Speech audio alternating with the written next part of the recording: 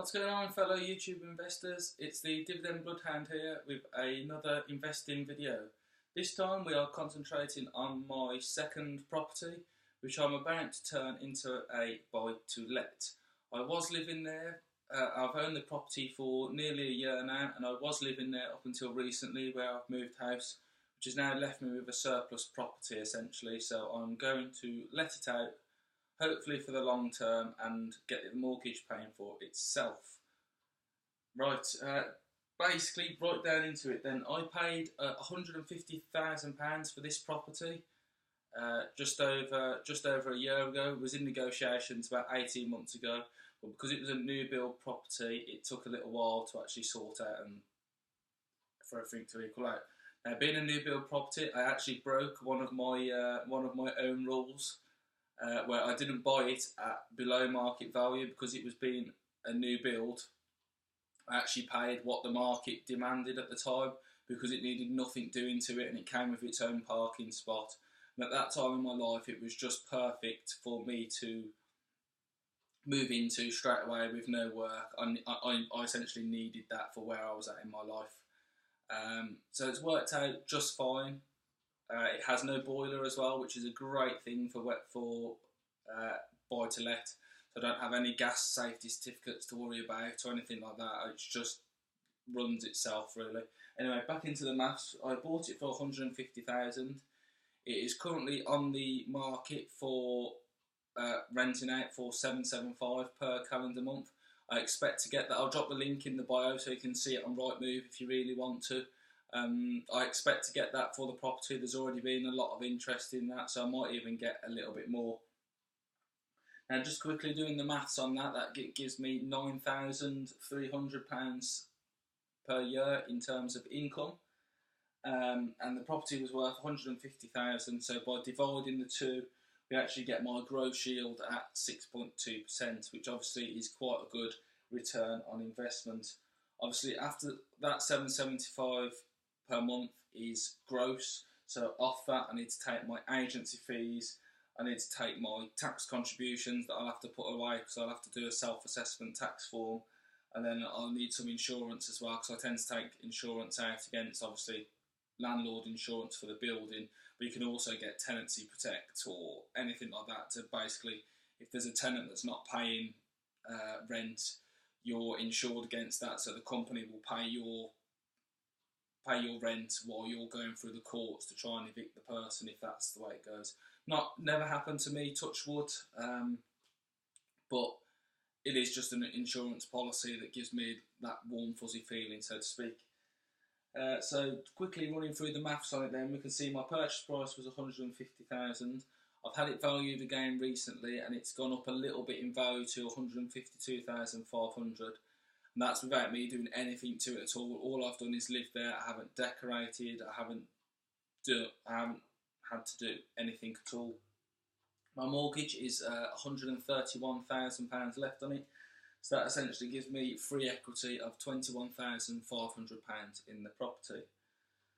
My mortgage payment is roughly £493 a month. So if we do the maths over here, where I think that I'll be £590 I'll have left from the rent after all my tax, insurance, agency fees is done.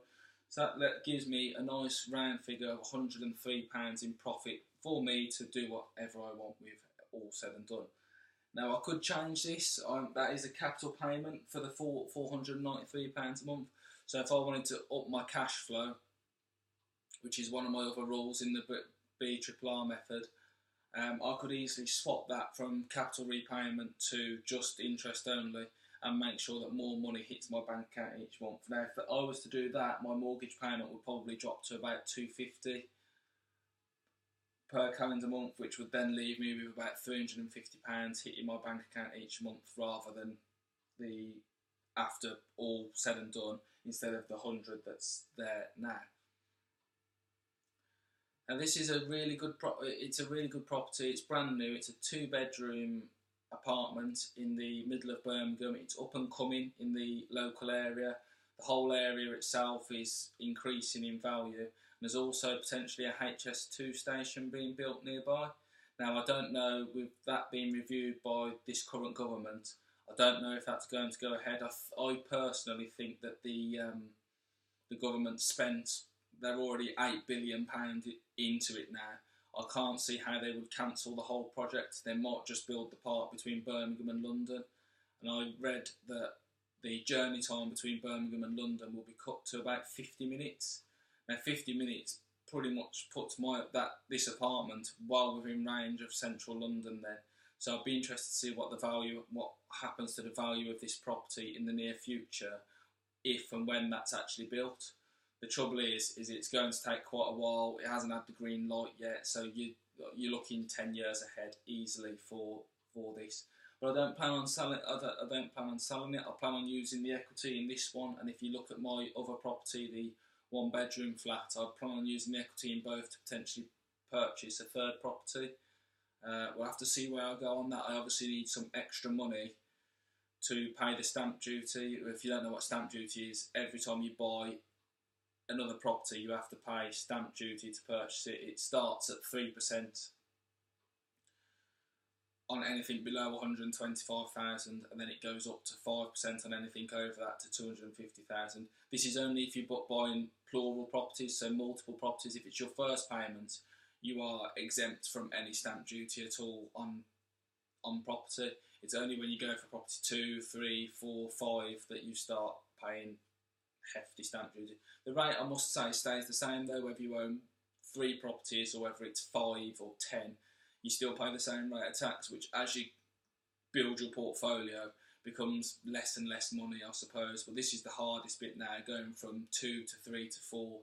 Then your cash flow really starts building. You can probably save the stamp duty up quite quickly, which is obviously what I'm planning to do.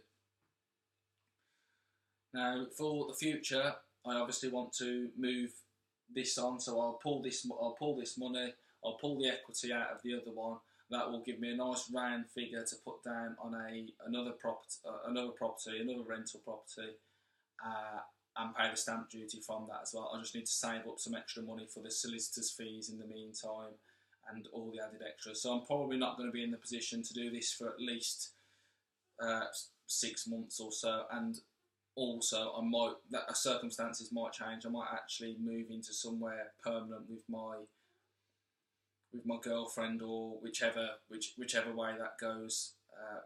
We're talking about it, we're setting up the plans, so we'll see where that ends up.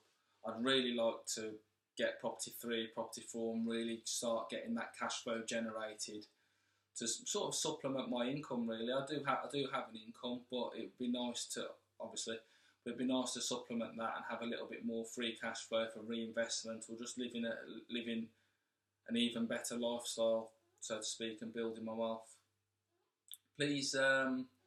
Please subscribe to the channel if you haven't already. If you're new around here, welcome to my channel. It's very good to have you.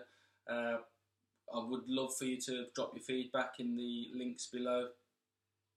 I'll drop a link to the property, as you can see, so you can see it on Rightmove. Support my Instagram page as well. It would be really great to have you. And if you've got a YouTube channel yourself and you have subscribed to my channel, please let me know in the comments, in your feedback or whatever, and we can help each other out. We can support each other's videos. And it'll be really good to grow this small YouTube community, which we are. And all I have to say now is thank you very much for watching my video, and I will catch you all again in the near future for another investing video. That's the Dividend Bloodhound out. See you later.